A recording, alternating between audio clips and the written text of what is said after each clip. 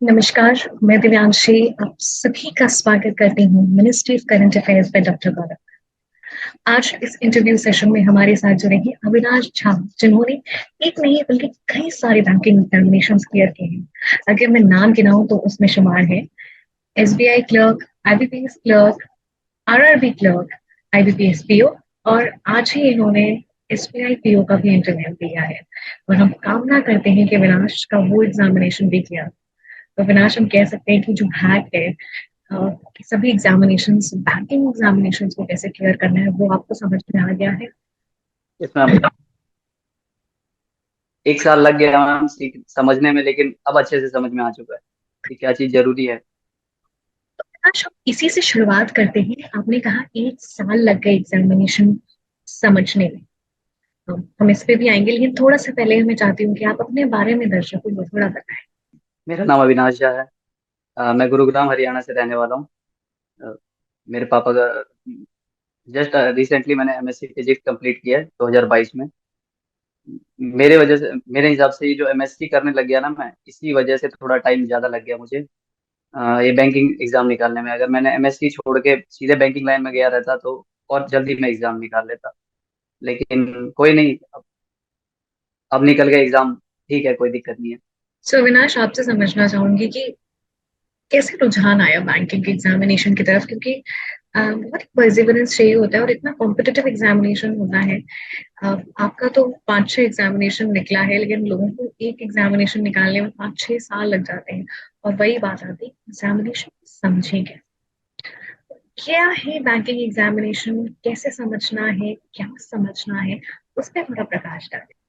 Ma'am, मैं banking की तरफ किस लिए गया, पहले मैं मैम ये बताना चाहूंगा। मैं ना होम ट्यूशन दिया करता था मैम। आज से 1 डेढ़ साल पहले मैं होम ट्यूशन दिया करता था। फ्लैट्स हमारे घर के पास में है फ्लैट्स, उधर जाता था। तो उधर ना दो तीन जो मेरे स्टूडेंट थे, उनके पेरेंट्स सब बैंकिंग में ही काम करते थे, पीएनबी बैंक में।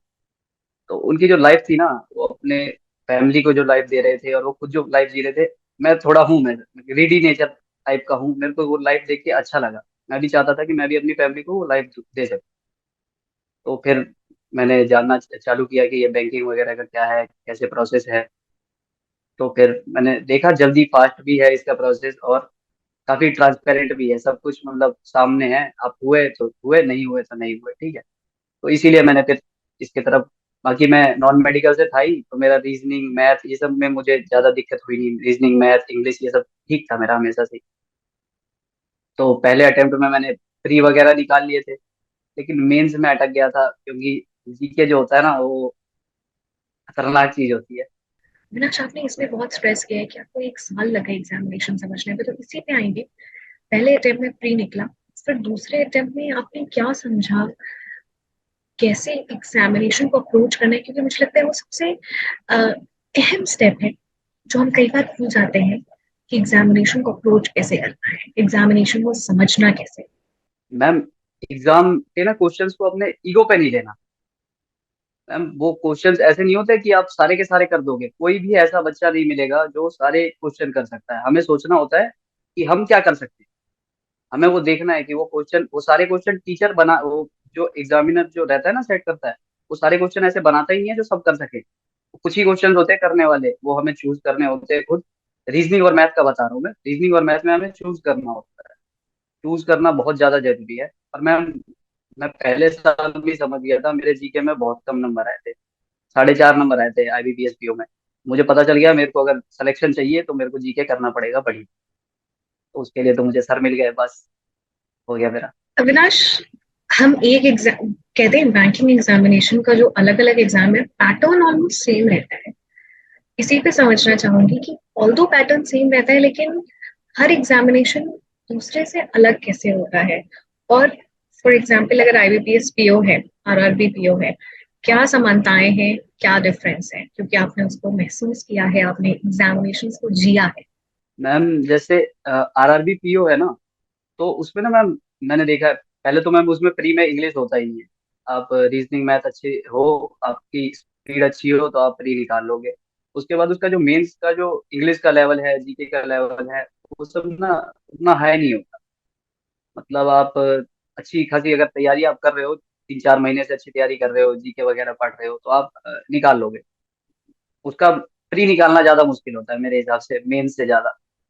और मैम आईबीपीएस पीओ के लिए तो आपको मैम पूरा पढ़ना पड़ता है अच्छे से, इंग्लिश भी अच्छी होनी चाहिए आपकी, मैथ भी अच्छी होनी चाहिए, रीजनिंग भी अच्छी होनी चाहिए।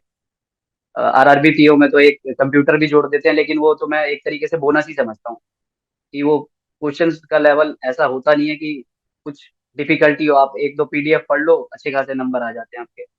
आईबीपीएस पीओ के लिए मैम पढ़ना पड़ता है अच्छे से, आपको पूरा टाइम देना पड़ता है, मॉक्स लगाने पड़ते हैं, मॉक्स को एनालाइज करना पड़ता है सबसे ज्यादा जरूरी। मॉक तो लगाओ या ना लगाओ, मैं तो मैम मॉक लगाता भी नहीं हूँ। मैं तो सीधे सबमिट और उसके बाद फिर सॉल्व करो। ये हमने बात कर ली कि एग्जामिनेशन को कैसे अप्रोच करना है, लेकिन अब आता है कि एग्जामिनेशन की तैयारी कैसे करनी, प्री मेंस की बारीकियां थोड़ा सा आप समझाएं।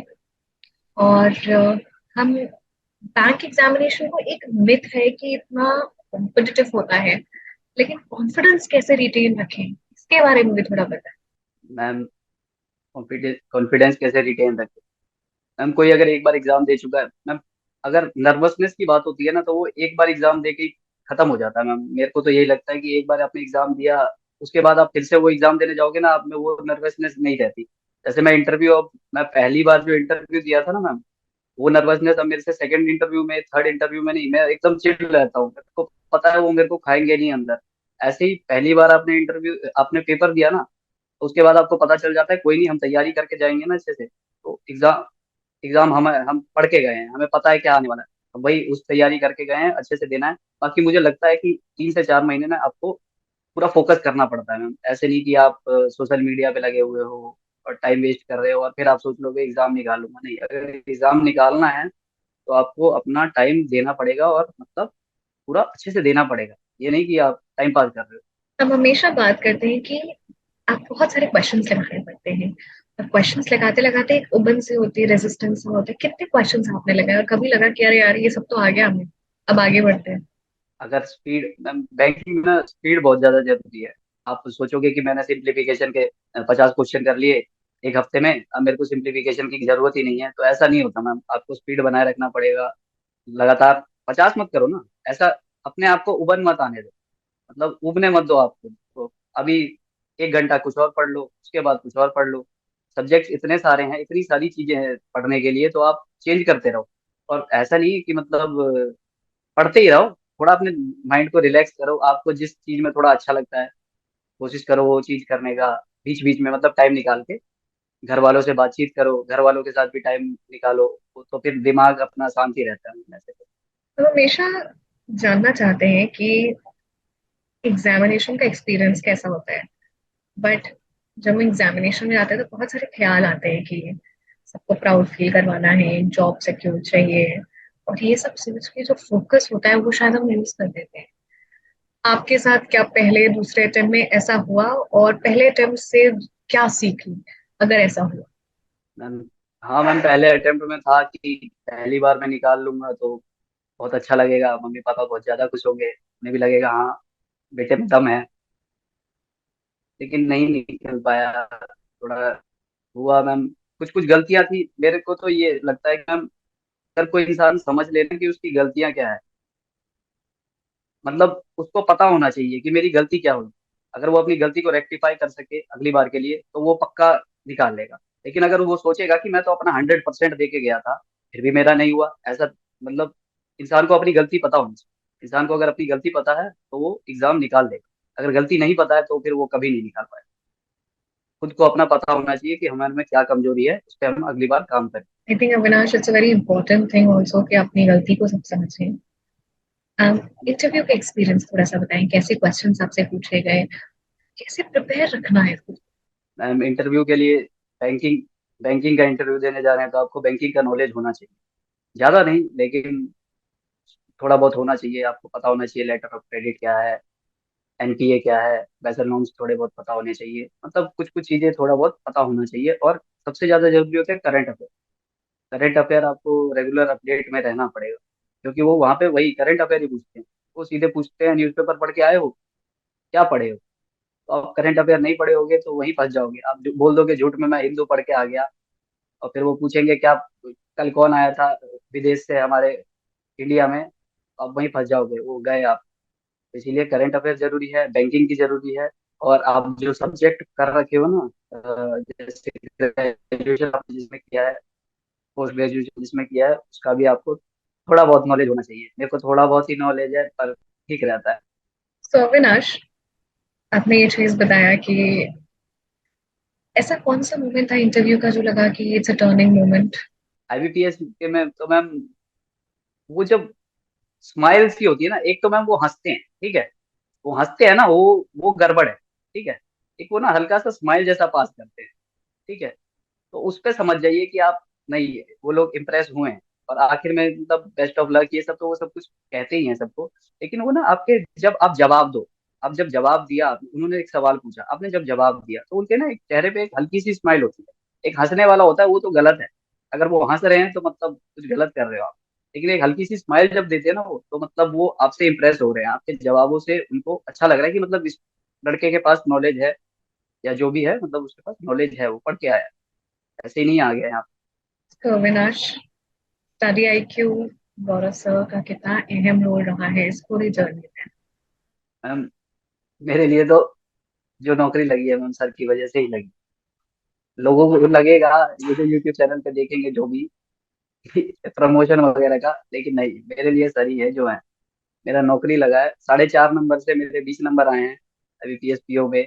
अलग अलग एग्जाम्स में भी अच्छे अटेम्प्ट करें, अच्छे नंबर आए हैं मेरे। आरआरबी क्लर्क में भी 28 पॉइंट कुछ आए थे 40 में से। मेरे लिए वो बहुत ज्यादा नंबर है मैम। 4.5 से इतने तक पहुंचना नहीं, आसान काम नहीं होता। सर ने आईबीपीएस पीओ का मेरा मूक इंटरव्यू भी लिया था। बहुत सारे ऐसे मतलब, उन्होंने और बच्चों के मूक इंटरव्यू लिए थे। मेरे क्वेश्चन, ऐसा तो नहीं है कि मेरे से जो इंटरव्यू लिया उन्होंने उस वही वाले क्वेश्चन मेरे से पूछ लिए, नहीं। लेकिन उन्होंने जो बाकी इंटरव्यू भी लिए थे ना, वो भी मैंने अच्छे से देखा था। तो उसमें जो क्वेश्चन पूछे थे, वो क्वेश्चन फंस गए थे वहां पे रियल इंटरव्यू में। तो बेनिफिशियल तो, सर तो कमाल है। सो गौरव सर ने आपका इंटरव्यू लिया तो फिर यानी कि इट हेल्प यू एक इंटरव्यू को कैसे अप्रोच करें? यस मैम, उन्होंने बताया मुझे कि मेरी क्या गलतियां थी। नॉलेज, उन्होंने कहा नॉलेज में तो कोई कमी नहीं है, मेरे स्टूडेंट हो, दिख रहा है देख के। बाकी जो तुम थोड़ा जल्दी जवाब देते हो, उसको थोड़ा कम करो। तुरंत ही जवाब देने लग जाते हो, क्वेश्चन खत्म नहीं होता, या मतलब खत्म होते ही तुरंत एक गन रहती है तुम्हारे हाथ में और तुम गोलियां दागने लग जाते हो, वो नहीं करना, थोड़ा स्लो, आराम से। तो वो सब चीजें मैंने करा अच्छे से। अब इंटरव्यू दे के आया हूँ, उसके बाद वो आईबीपीएस पीओ का तो हो गया, आईबीपी एसबीआई का भी अच्छा गया। Thank you so much Avinash, इस interview thank you session ma'am. में ज्वाइन करने के लिए। बहुत अच्छा लगा थैंक आपसे यू बातचीत करके। जाते जाते कुछ फाइनल टिप सजेशन आप सभी को देना चाहेंगे? मैम। फाइनल टिप्स और सजेशन यही है कि मैम, बैंकिंग का अगर एग्जाम निकालना है, मुश्किल कॉम्पिटिटिव है, सब लोग तैयारी कर रहे हैं, ठीक है। लेकिन आपको अगर एज पाना है तो 3-4 महीने एकदम खुद को झोंक दीजिए। किसी और चीज पे नहीं, किसी और चीज पे फोकस नहीं करना है 3-4 महीने। थोड़ा कोई नहीं, क्रिकेट कम खेलेंगे, टीवी थोड़ा कम देखेंगे, फोन थोड़ा कम चलाएंगे, लेकिन कोई नहीं, 3-4 महीने के बाद ये सारी चीजें कर सकेंगे ना। और उसके बाद आपके पास एक पोस्ट होगा, बहुत अच्छा खासा सैलरी आ रहा होगा आपके अकाउंट में। ये, इससे बड़ा मोटिवेशन और क्या हो सकता है? 60-70 हज़ार रुपये महीने की सैलरी आएगी, इससे बड़ा मोटिवेशन क्या चाहिए? और कुछ नहीं हो सकता। अपना अच्छे से तैयारी करो, निकाल लो। अविनाश, आई थिंक जो आपने बात कही है कि अपने अस्तित्व के लिए पढ़ाई करो, और जब स्टेबल एक लाइफ होगी तो वो एक अलग ही नजारा हो। थैंक यू अविनाश, पूरी टीम की तरफ से ढेर सारी शुभकामनाएं। Wish you good health, good luck. Thank you.